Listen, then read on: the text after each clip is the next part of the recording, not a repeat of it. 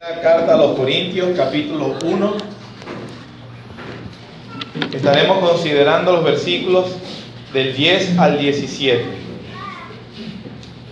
Cuando los tenga, recuerde que es nuestro texto base, nuestros versículos base, y póngale algo que lo divida, ya que a pesar de que vayamos a otros lugares de las Escrituras, siempre estaremos volviendo a ese nuestro versículo base. Si está ubicado allí, sígueme con su vista en la lectura. Dice así: os ruego pues, hermanos, por el nombre de nuestro Señor Jesucristo, que habléis todos una misma cosa, que no haya entre vosotros divisiones, sino que estéis perfectamente unidos en una misma mente y en un mismo parecer. Porque he sido informado acerca de vosotros, hermanos míos, por los de Cloé, que hay entre vosotros contiendas. Quiero decir que cada uno de vosotros dice: yo soy de Pablo, y yo de Apolos, y yo de Cefas, y yo de Cristo. ¿Acaso está dividido Cristo? ¿Fue crucificado Pablo por vosotros? ¿O fuisteis bautizados en el nombre de Pablo? Doy gracias a Dios de que a ninguno de vosotros he bautizado, sino a Crispo y a Gallo, para que ninguno diga que fuiste bautizados en mi nombre. También bauticé a la familia de Estéfanas. De los demás, no sé si he bautizado a algún otro. Pues no me envió Cristo a bautizar, sino a predicar el Evangelio, no con sabiduría de palabras, para que no se haga vana la cruz de Cristo. En nuestra exposición a la carta a los Corintios, hoy entramos a lo que es la segunda sección. Si ustedes recuerdan, la dividimos en tres partes: saludos y acción de gracias. Del capítulo 1, versículos 1 hasta 9.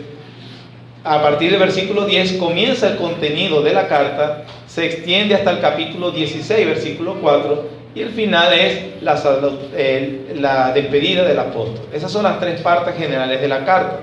Nosotros ya vimos las dos, el saludo y acción de gracia, donde Pablo destacó su autoridad apostólica y también donde agradeció por el enriquecimiento que tenía la iglesia en Cristo Jesús. Eso lo vimos la semana pasada. Entonces, el día de hoy comenzaremos, como ya le dije, con el contenido de la carta. Este contenido, préstame atención, que es la razón por la cual el apóstol Pablo escribió, tiene dos fuentes diferentes. Eso lo vamos a ver. Una es un informe verbal que le dieron ciertas personas al apóstol Pablo, y la otra fuente es una carta, una correspondencia que le llegó a Pablo estando en Éfeso de parte de la iglesia, y le hacen unas preguntas que él quiere que responda. El informe verbal lo vemos como él lo dijo en el versículo 11: porque he sido informado acerca de vosotros, hermanos míos, por los de Cloé, que hay entre vosotros contiendas. Vemos aquí que el apóstol ha sido visitado por esta familia, los de Cloé, y le han dado una información sobre el asunto, sobre una cosa que está pasando en la iglesia. También, seguramente fue confirmado esta información, y quizás también ampliada, por las personas que están visitando a Pablo, que en el capítulo 16 se nos dice que es Fortunato, Acaico y Estéfanas. Estos hombres entonces están visitando a Pablo, le traen una carta, y seguramente Pablo les tuvo que haber preguntado: los de la familia de Cloé me han dicho tal cosa. Y ellos dijeron: bueno, no solamente eso, hay también otros problemas. Ese es un contenido, esa es una de las fuentes del contenido que vamos a estudiar, que usted ve desde el versículo 10 y se extiende hasta el capítulo 7. A partir del capítulo 7, usted va a ver una frase introductoria que es la respuesta de Pablo a las preguntas que la iglesia le ha hecho a la carta. Vayamos al capítulo 7 rápidamente. Dice así, capítulo 7, versículo 1. En cuanto a las cosas de que me escribisteis, ¿ve? Es una cosa, él está hablando, dando respuesta a esa carta que le enviaron. Bueno le fuera al hombre no tocar mujer. Entonces, en esa carta se ve que le preguntaron acerca del matrimonio. En el capítulo 8, versículo 1 dice: En cuanto a lo sacrificado a los ídolos, vemos esa frase introductoria, en cuanto a lo sacrificado a los ídolos. En el capítulo 10, versículo 1, porque no quiero, hermanos, que ignoréis,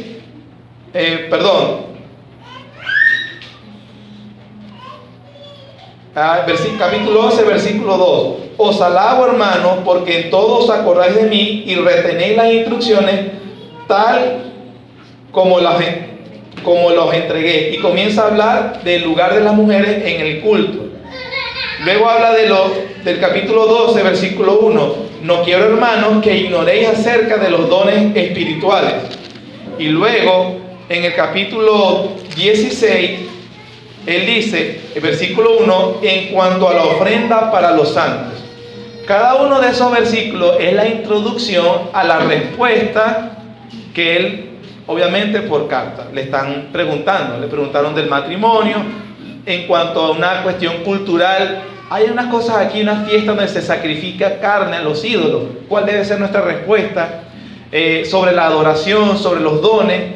Le preguntaron también en el capítulo 15, los basé, que era sobre la resurrección. Y también le preguntaron sobre una ofrenda, una colecta que estaban haciendo para los pobres de Jerusalén. Estas son las dos fuentes entonces, lo que le dijeron verbalmente a Pablo y lo que ellos escribían por carta. A la vez vemos, hermanos, de manera sutil una amonestación que está haciendo Pablo. Porque vemos que él dedicó 6 capítulos primero para hablarles de cosas que ellos no le preguntaron. Y después le dio respuesta. Es como si Pablo le estuviera diciendo, ok, ustedes quieren saber sobre el matrimonio. Y yo, por supuesto, le voy a explicar sobre el matrimonio. Pero no me dijeron nada que estaban divididos en la iglesia. Ustedes quieren saber sobre cuál es la respuesta cristiana a la carne sacrificada a los ídolos. Sí, y les voy a explicar cuál debe ser nuestra actitud. Pero no me dijeron que tienen un caso de incesto dentro de la iglesia. Ustedes ven cómo a veces, que pasa mucho con nosotros, en experiencia podría decir lo que lo he confirmado, por lo general la gente pregunta lo que no es más importante y esencial. Y hace que uno se pregunte como que no sabe bien en el problema que está metido. Y dicen, ok, sí, es muy importante cuando ustedes se reúnen como iglesia y saber sobre la adoración, el uso de los dones. Todas esas cosas son importantes, se las voy a explicar. Pero no me dijeron nada que se estaban demandando unos a otros contra los incrédulos. Qué imagen tan bonita. Los hermanos en Cristo se están peleando y el árbitro entre ellos, un incrédulo, para que diga que es lo más justo.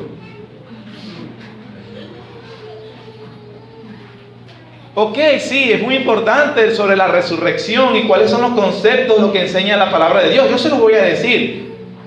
Pero no me dijeron nada de que había inmoralidad sexual y que había miembros de la iglesia que estaban visitando prostitutas. Y sí, está bien, le voy a decir acerca de las ofrendas, pero ustedes tienen que entender que hay unos casos más importantes dentro de ustedes. Entonces aquí vemos que Pablo sutilmente está amonestándolos, porque era verdad. Mandaron una carta y no decía nada de los problemas, pero querían saber cuáles eran los dones principales. Así sucede mucho con nosotros. Realmente preguntando por otras cosas cuando lo esencial no lo tenemos bien claro. No lo tenemos bien claro. También hay aquí algo interesante, hermano. Con lo que acabo de decir y por el contenido de la carta, esta iglesia está en tremendos problemas. Tiene problemas de inmoralidad sexual rampante. Tienen problemas de que se están enjuiciando y llevándose a juicio entre unos y otros. Tiene problemas en cuanto a los matrimonios, o el concepto de matrimonio, no lo tenían bien claro. Tienen problemas con la adoración que era desordenada. Ellos tenían algunos cuestionamientos sobre la resurrección. Y a pesar de esos graves problemas, el apóstol Pablo abordó primeramente el problema de la división. Para el apóstol Pablo, la división entre ellos era la primera cosa que había que atacar y abordar. Es interesante eso. También es muy interesante que de todos estos problemas que acabo de mencionar, Y de estas actitudes y pecados en los cuales habían estado cayendo, Pablo, hermanos, 37 veces les llamó hermanos. Yo voy a reconocerles con sinceridad, que me he estado estudiando sobre la carta, que si yo estuviera en una iglesia que conociera así, yo no le recomendaría a nadie esa iglesia. Hermano, que sabe usted de una iglesia en Corinto, que no ni se le ocurre ir para allá. Yo tengo que reconocer que yo hubiese respondido así. Y me llama demasiado la atención que en medio de toda esa dificultad Pablo les dijo, hermanos, hermanos. Inclusive, cuando empezó a amonestarlos para corregir la conducta, les dijo en el versículo 10, os ruego pues, hermanos, les rogó. Vean la sutileza, la humildad con la que el apóstol habla y cómo nos enseña de manera incidental cómo nos debemos dirigir unos a otros con humildad, o cómo también sucede, y esto es un consejo, yo me gozo por la amonestación que nos hacía, o más bien la motivación que daba nuestro hermano Baltasar hace un momento con respecto a involucrarse en algunas cosas. Sucede mucho y porque yo caí en eso, los predicadores que son impulsivos, que son emotivos, les encanta decir frases absolutas que básicamente destruyen a todo el mundo. Yo quiero decir que yo también he caído mucho en ese pecado. Yo he rogado a Dios y espero que ese sea lo que usted experimenta, porque oye la predicación continua en esta iglesia, de moderar a veces los enjuiciamientos que se hacen. Hay que moderarlos. Esta iglesia no es de Cristo, tú no eres de Dios, aquí no está el amor de Dios. Esas cosas así hay que moderarlas. Cierto, no estoy diciendo que no se deba decir la verdad, predicar la palabra de Dios, pero dejar que sea la palabra de Dios.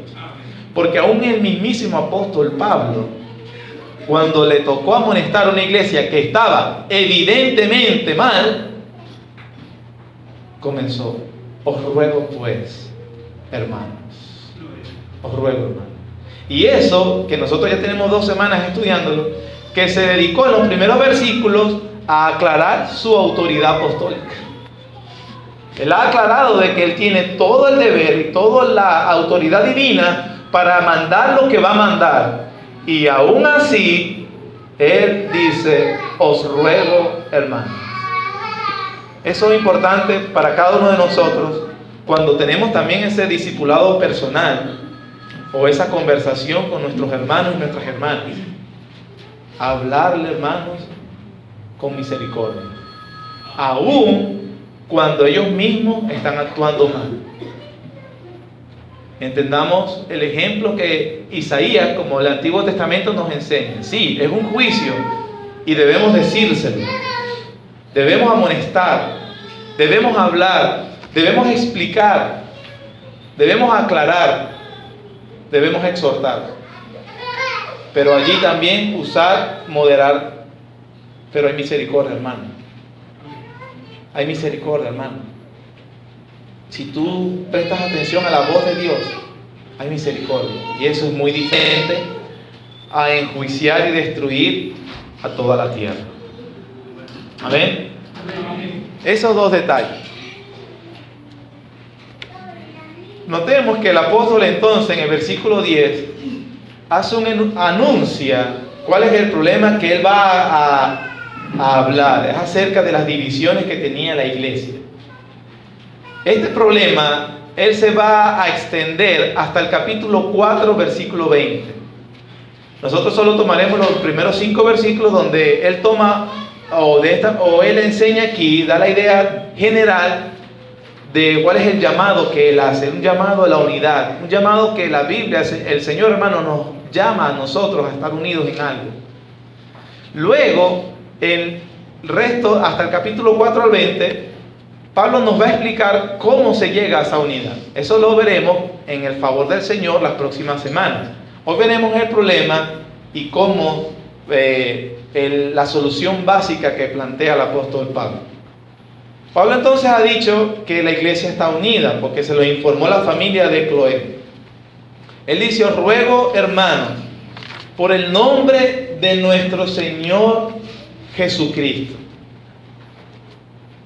Nuevamente, a pesar de que va a llamar, vemos los escalones que él utiliza, o el camino que él utiliza para llamar la atención de su iglesia.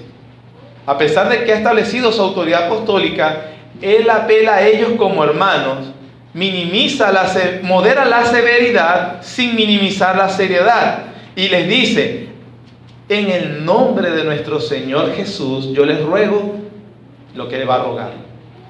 Cuando Pablo utiliza esa fórmula, en el nombre de nuestro Señor Jesús, se está apelando a todo lo que Jesús es. Él está hablando, cuando los cristianos deben usar una cosa, porque a veces se usa esa frase mal, está hablando de su carácter, su voluntad. Por ejemplo, nosotros tenemos el hábito, oramos: Señor, y esto te lo pedimos en el nombre de Jesús, amén, ¿cierto? Esa frase no significa que tú hiciste unas peticiones y que, bueno, en el momento que usaste la frase, ataste la mano de Dios y ya él está obligado a hacer lo que le pedí. Eso no significa eso. Significa que tiene que ver con su voluntad y su carácter.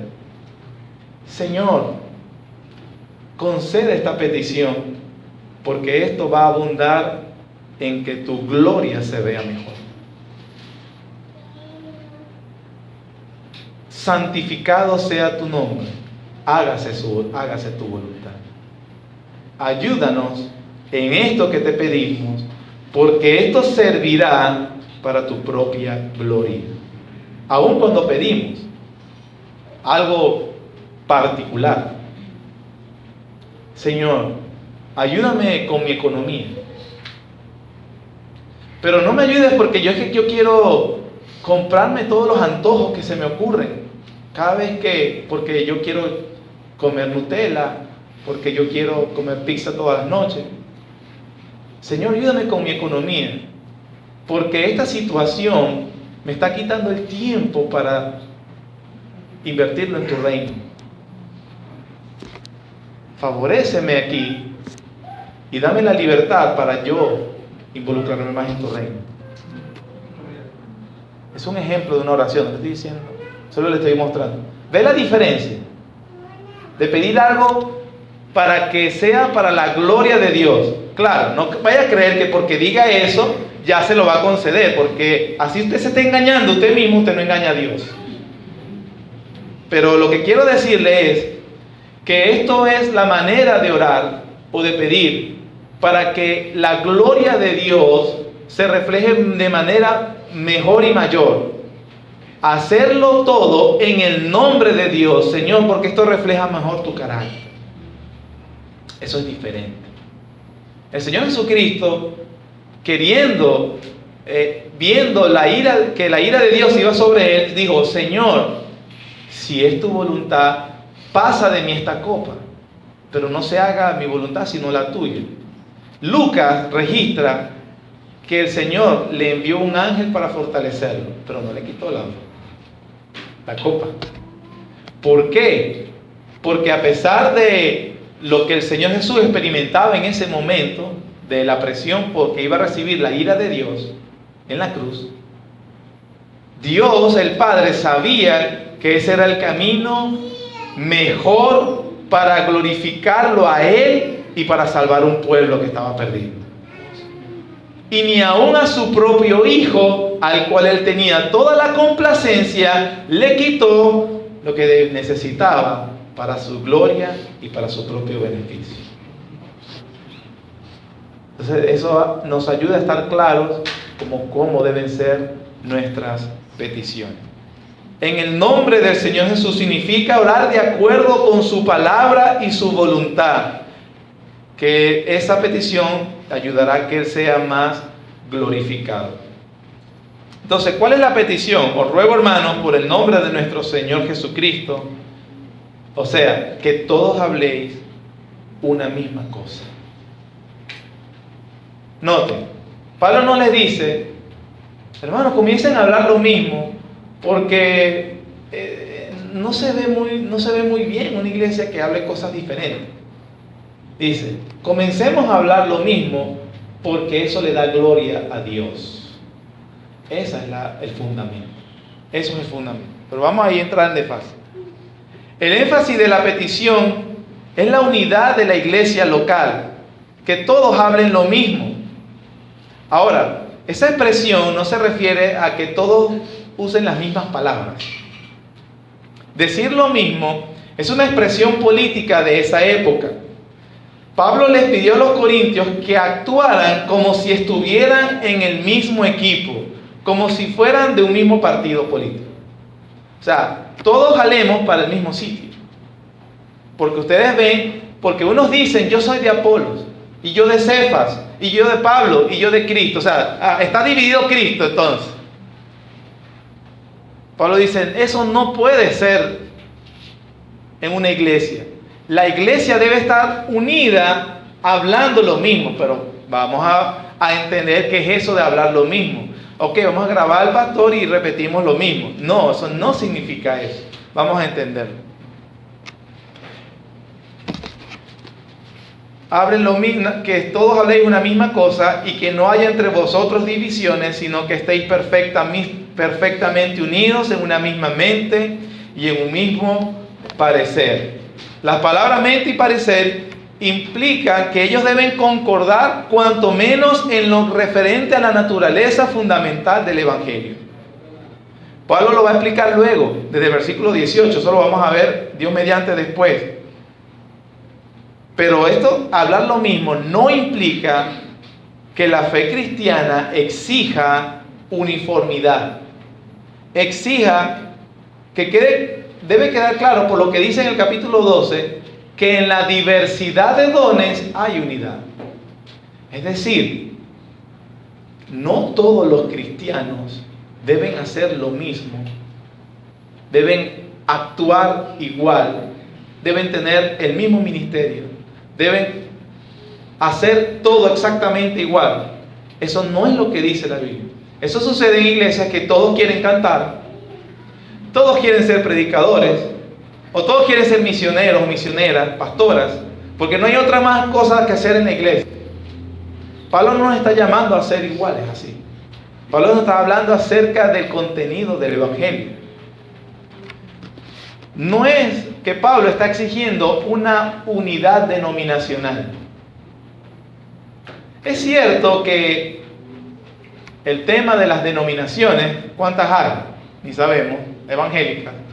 Es un problema que trae confusión. La solución no es, hagamos una sola denominación. O como otros lo han planteado, cero denominación. Solo cristiano. Usted ha escuchado a gente que, no, yo no soy pentecostal, yo no soy bautista, yo soy cristiano. Le dicen con esa, bueno, ese es lo mismo tema de aquí. Aquí dicen, yo soy de Apolo, yo soy de Cefas y yo soy de Cristo. Que Pablo ponga a ese partido junto a los demás es obviamente diciendo que ni siquiera ese grupo estaba bien. Porque él hubiese dicho, no, todos somos de Cristo. En realidad todos eran de Cristo, la iglesia. Pero eso no se trata de que yo soy cero denominación. Las personas que hablan así realmente están expresando cierta ignorancia sobre la historia de la iglesia. Yo no estoy poniendo una denominación por encima de otra. Yo estoy diciendo que es un problema, pero es un problema que se ha dado históricamente. Pero definitivamente el estudio objetivo, concienzudo de la historia de la iglesia nos da luz con respecto a los orígenes y las inclinaciones de las denominaciones. Y ese entendimiento nos liberará de muchas cosas. Inclusive de decir cosas insensatas como que cero denominación. Eso es una insensatez, de verdad. Se lo digo de corazón. Porque en realidad hay muchas denominaciones y yo no soy de esa denominación. Porque enseñan algo totalmente contrario. Es muy importante estar claro. Cuando Pablo dice que todos habléis una misma cosa, lo dice también de manera negativa, no haya divisiones. La palabra griega divisiones es la palabra en griego que en español también se traduce como cisma, es cismata, que son cismas. Él está diciéndonos, no hayan cismas entre ustedes. Significa no haya rotura, desgarrón. Pero en cuanto a qué, esas divisiones eran con respecto al contenido de la persona de Cristo. La iglesia no debe tener opiniones diferentes. Ejemplos en la propia Biblia. Vayamos al Evangelio de Juan capítulo 7. Recuerda que no debe perder 1 Corintios.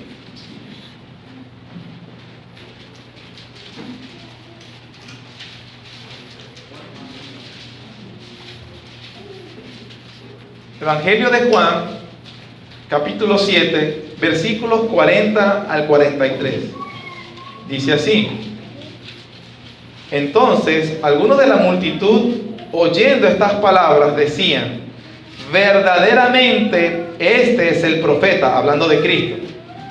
Versículo 41. Otros decían: este es el Cristo. Pero algunos decían, o sea, otro grupo, ¿de Galilea ha de venir el Cristo? ¿No dice la Escritura que del linaje de David y de la aldea de Belén, de donde era David, ha de venir el Cristo? Versículo 43. Hubo entonces, ¿qué, hermanos? Entre la gente a causa de él. ¿A causa de quién? De Cristo. Versículo 44. Y algunos de ellos querían prenderle, pero ninguno le echó mano. Aquí podemos ver que había lo que estaba pasando en la iglesia de Corinto. Diferentes opiniones en cuanto a qué, quién era Cristo. Algunos tenían una buena opinión. Este no es el Cristo, pero así con suspicacia. Otros, no puede venir porque la Escritura dice, ¿verdad? Se justificaban con la misma Escritura de su opinión. Otros dice Juan, era otra cosa. Lo cierto es que de todo eso traía confusión sobre quién era Cristo y algunos lo querían prender. Entonces, el nombre de Cristo o la persona de Cristo fue, ¿entienden lo que quiere decir? Eclipsada. La figura, la persona, la obra de Cristo fue eclipsado. ¿Por qué? Por la opinión distinta que tenía la gente sobre él. Es decir, esas opiniones distintas no benefician en nada a la persona de Cristo. ¿Lo puede ver? Eso es lo que está pasando en Corinto y lo que está Pablo diciéndole. Mientras ustedes comienzan a decir, yo soy de esto, yo soy el otro, yo soy aquello, yo soy esto, lo único que genera eso es eclipsar la figura o el nombre de la persona más importante de todos nosotros, la persona de Jesucristo y su obra. Y su obra. Estamos en Juan 7, vamos a Juan 9.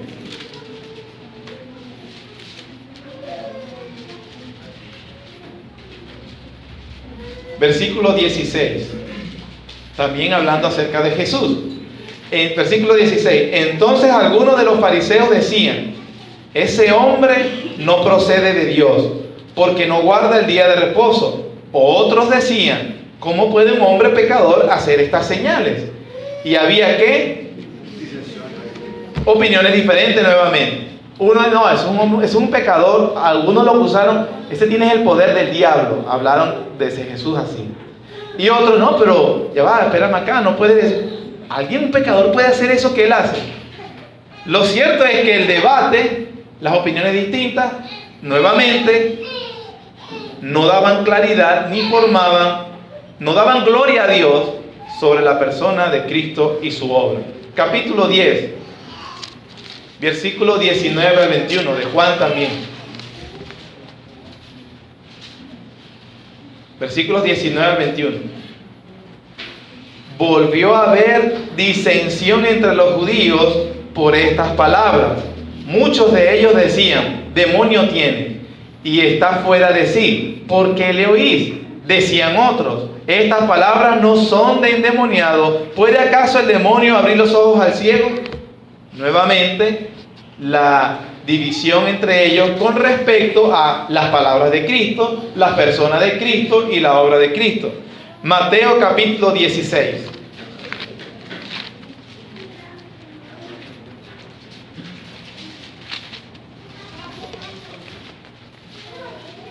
Y esto es más importante porque esta es más bien la pregunta del Señor Jesús. Capítulo 16, versículo 13 al 19.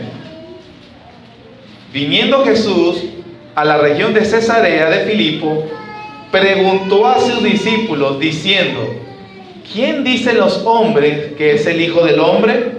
Ellos dijeron: unos, Juan el Bautista; otros, Elías; y otros, Jeremías o alguno de los profetas. Él le dijo, hermano, y esta pregunta es importante: ¿y vosotros quién decís que soy yo?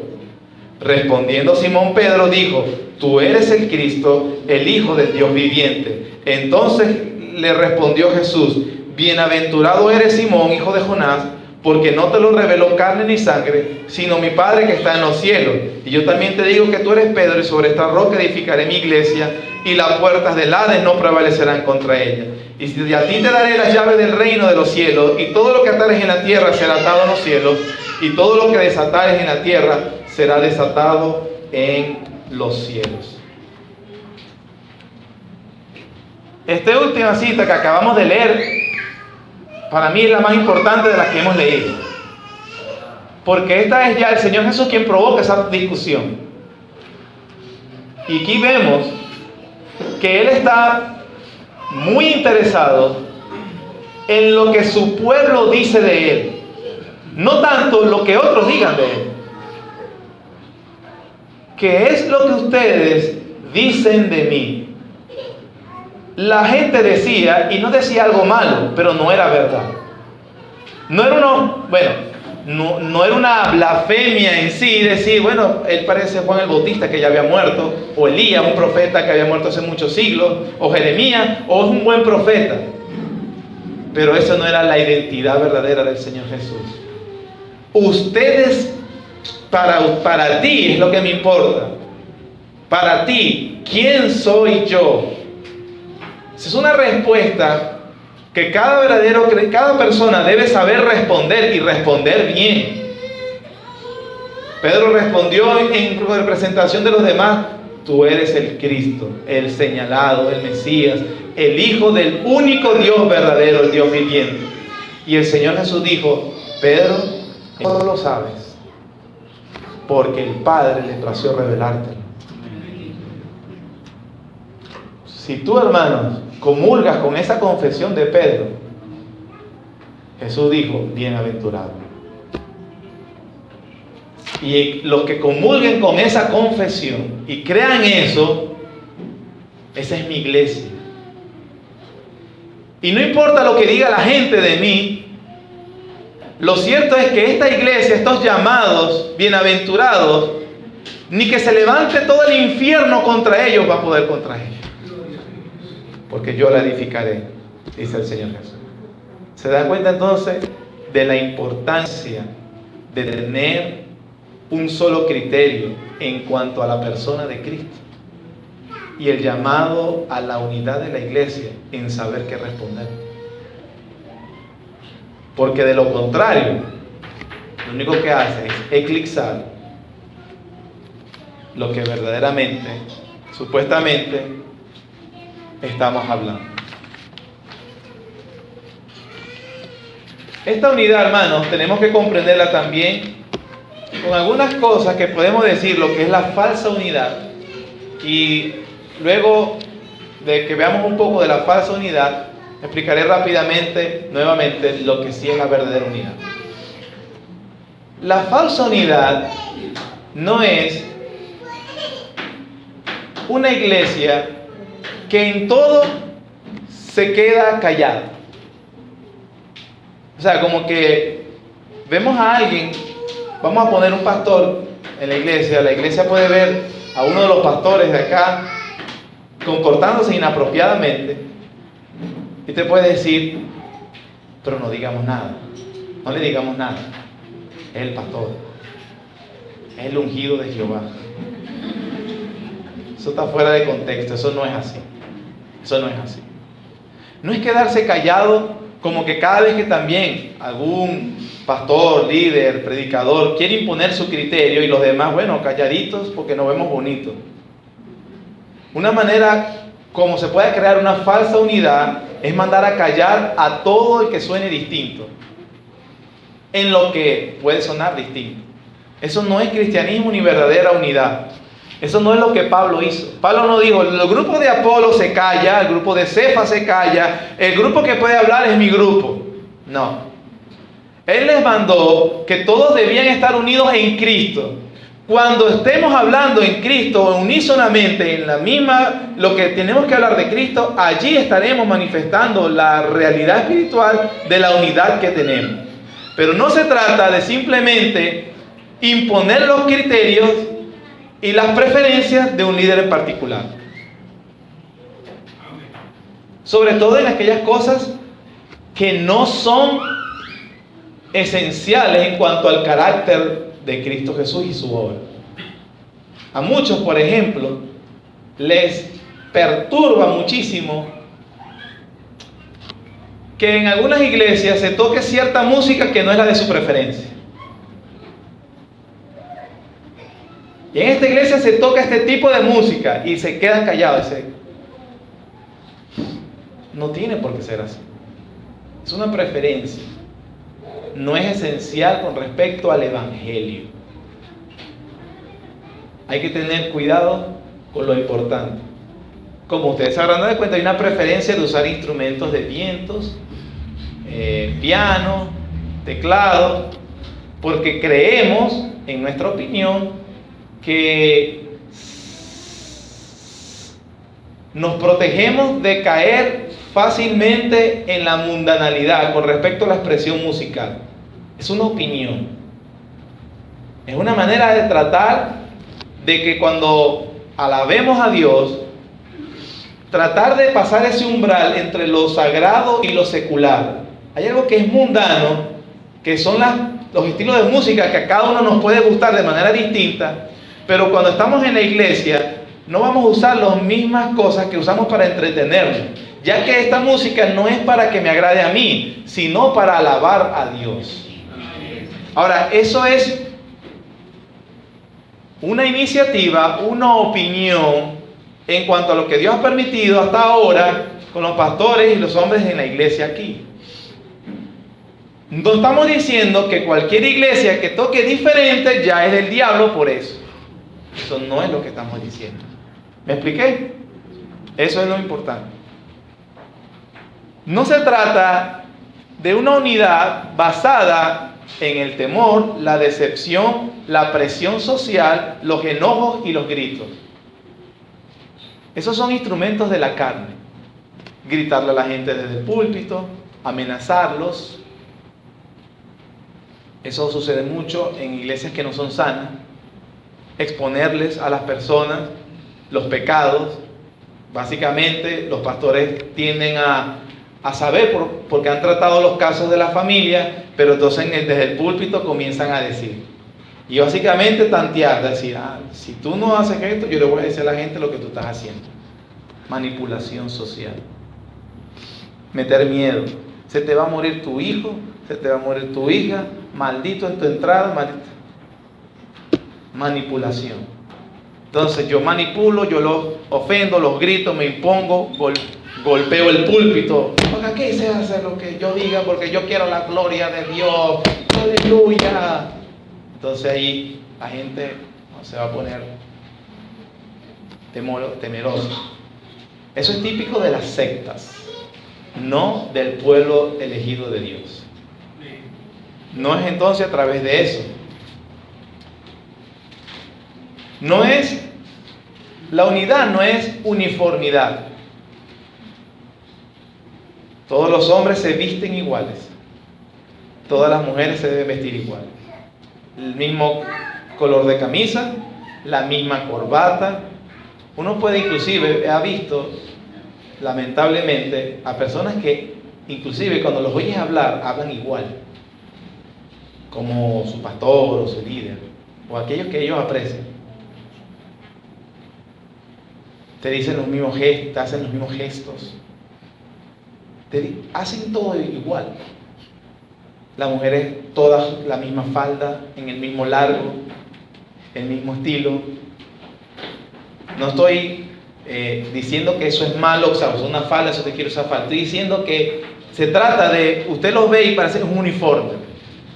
Y obviamente el que no está vestido igual es la nota discordante y ese es excluido del grupo.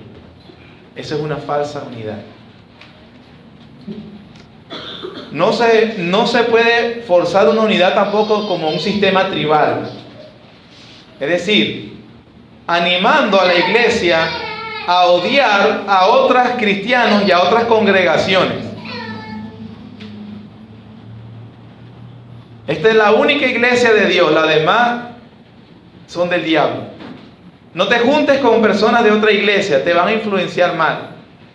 No puedes abrir la Biblia con otras personas. No puedes escuchar un sermón de un pastor. No puedes ir a un estudio bíblico de nadie. No, porque tú tienes que hacer lo que yo te digo. Iglesia, o mejor, congregaciones se unen en torno a eso. Eso no es la unidad que dice la Biblia. ¿Qué sí es entonces? La Biblia habla de unidad doctrinal. Unidad doctrinal. En lo referente a la verdad de Dios, no hay dos puntos conflictivos que pueden tener la razón. Dios no es un Dios de confusión y su palabra no da enseñanzas contradictorias. Pablo nos exhorta a que tengamos unidad doctrinal en lo que está claro en las Escrituras. Si usted tiene en 1 Corintios, la página anterior, Romanos 16, 17, dice exactamente lo mismo. Mas os ruego, hermanos, que os fijéis de los que causan divisiones, lo que pasaba en Corintios, y tropiezos en contra de la doctrina que vosotros habéis aprendido y os apartéis de ellos. La unidad que el apóstol Pablo llama en Corinto y también en el resto del Nuevo Testamento se trata de unidad doctrinal. Con referente a eso, la iglesia debe manifestar siempre un mismo criterio. Un mismo criterio. ¿Y qué sucede cuando pasa algo distinto? Veamos lo que dice Hechos capítulo 15. Cuando pensamos diferente o cuando hay un cuestionamiento legítimo sobre algo que creemos. Esta enseñanza no me queda clara o no la veo no la puedo abrazar como la han abrazado aquí. ¿Qué debemos hacer? O escuché algo que me puso en duda, algo que sí me enseñaron en la iglesia. ¿Cuál es el método más sano que la iglesia debe aplicar o que cada creyente debe aplicar? Lo que se hizo en Hechos capítulo 15, versículos 1 y 2. Dice: entonces algunos que venían de Judea enseñaban a los hermanos: si no os circuncidáis conforme al rito de Moisés, no podéis ser salvos. Como Pablo y Bernabé tuviesen una discusión y contienda no pequeña con ellos, se dispuso que subiesen Pablo y Bernabé a Jerusalén y algunos otros de ellos a los apóstoles y los ancianos. ¿Para qué? Cuando usted tiene confusión sobre una doctrina que usted ya asume que es bíblica, que se la hemos enseñado por ejemplo en esta iglesia, y usted recibió una enseñanza distinta que realmente lo movió, que realmente le hace cuestionar, la respuesta que debe hacer cada creyente es ir hacia las personas que Dios ha asignado, porque Dios ha asignado para tratar esas cuestiones doctrinales y poder dar una respuesta apropiada a las dudas. Se trata entonces de llevar a quienes reconocemos como personas que de verdad Dios ha puesto en la iglesia para enseñarnos la palabra de Dios. Estas personas pueden tener un título de pastor o no. Pueden tener un título de pastor o no. Ustedes ven a partir del versículo 6 de este capítulo que los ancianos, los apóstoles, dan una respuesta con respecto a eso.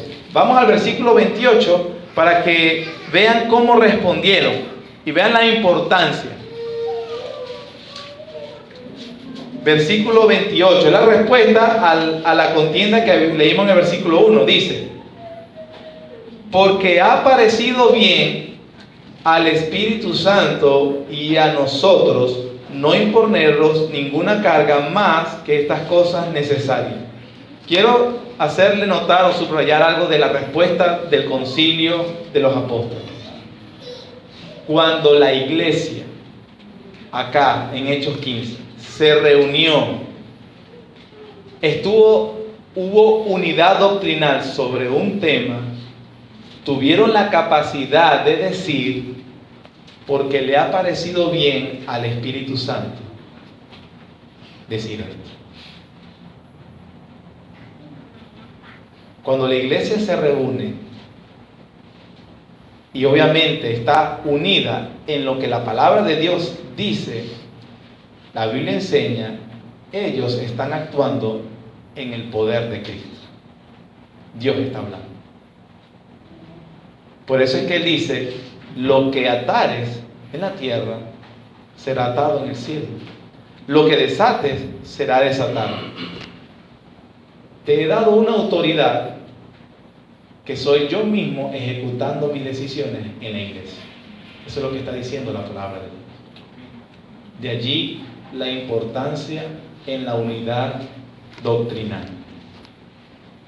Por eso el Salmo 133:1 dice, mirad cuán bueno y cuán agradable es habitar los hermanos juntos en armonía, porque allí envía Jehová bendición y vida eterna.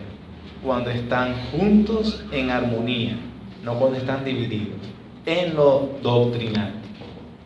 Dice Hechos 4:32, y la multitud de los que había creído era de un corazón y un alma. Filipenses 2:1 y 2. Por tanto, si hay alguna consolación en Cristo, si algún consuelo de amor, si alguna comunión del Espíritu, si algún afecto entrañable, si alguna misericordia, completad mi gozo, sintiendo lo mismo, teniendo el mismo amor, unánimes, sintiendo una misma cosa. Hechos capítulo 2. Hechos capítulo 2, versículo 42. Dice, versículo 41, así que los que recibieron su palabra fueron bautizados y se añadieron aquel día como 3,000 personas. Y perseveraban ¿en dónde? En la doctrina de los apóstoles, en la comunión unos con otros, en el partimiento del pan y en las oraciones. Versículo 46. Y perseverando unánimes cada día en el templo y partiendo el pan en las casas, comían juntos con alegría y sencillez de corazón, alabando a Dios y teniendo favor con todo el pueblo. Y el Señor añadía cada día a la iglesia los que habían de ser salvos. La unidad doctrinal y perseverar en la doctrina de los apóstoles es tan importante porque esa es la única manera de tener verdadera comunión, y cuando hay una iglesia experimenta esa verdadera comunión, recibe la bendición de Dios, y aún así el Señor añade a los que habían de ser salvos. No se los gana a ellos por sus capacidades que muestren para recoger y colectar gente. El Señor añade a la gente cuando la iglesia está unida en lo doctrinal. El propósito final, glorificar a Dios. El tiempo se ha ido, algunas aplicaciones importantes con respecto a esto. Cada quien debe responder esto delante de Dios. ¿Conoces lo fundamental en doctrina?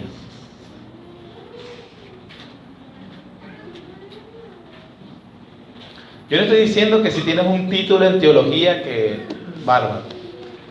Estoy diciendo lo fundamental, lo general, lo más básico. Lo conoces. Porque esa es la manera en que la Biblia dice que estaremos unidos. Puede que tengamos distintos gustos deportivos, musicales, políticos, de recreación. A algunos les guste ir a la playa, a otros les guste más ir a Mérida. Puede que algunos estén en buena posición económica, otros puedan ser más pobres. Esas no son las barreras de una iglesia, ni tampoco las cosas que los unen. La iglesia de los ricos, la iglesia de los pobres, la iglesia de los evangelistas. No, eso no son lo que la Biblia dice. Es una iglesia unida en lo doctrinal. ¿Lo conoces? ¿Cuentan tus hermanos con ese conocimiento para ayudarlos? Se lo puedes impartir. Cuenta la iglesia como un todo, con hombres fieles, aparte de sus pastores que deberían saberlo, por supuesto, pero no es todo el trabajo de ellos. Cuenta la iglesia con un grupo de hombres y mujeres que ellos están unidos en la doctrina y pueden así de esta manera enseñar a otros, fortalecer a los más débiles, por ejemplo, a los más nuevos. Identificar a alguien que de verdad está atentando contra la doctrina, corregir el error. ¿Eres tú uno de esos? Por lo que acabamos de leer en Corinto, Pablo está llamándonos a que tenemos que serlo. ¿Eres diligente para aprender? No lo sé. ¿Eres diligente para aprender? ¿Tienes humildad? ¿Tienes oído dócil para ser instruido? Ampliando el punto más profundamente, ¿qué piensas cuando conoces a un cristiano que no es de tu congregación? Lo miro con sospecha, lo desprecio. ¿Qué es lo que analizas inmediatamente cuando conoces a alguien que se llame cristiano? Tomando en cuenta que sí lo es. Su raza, su sexo, su edad, es muy viejo, es muy niño. Su educación, es un ignorante, es un iletrado. Su nacionalidad, su posición económica. Este es amigo mío, tiene dinero. Este es pobre, ¿no? Le impones inmediatamente los apodos, pero de manera despectiva. Este es un pentecostal. Ahí está el pentecostal ese. Ahí está el bautista ese. El arminiano, el calvinista. Es miembro de una iglesia grande, es pequeña.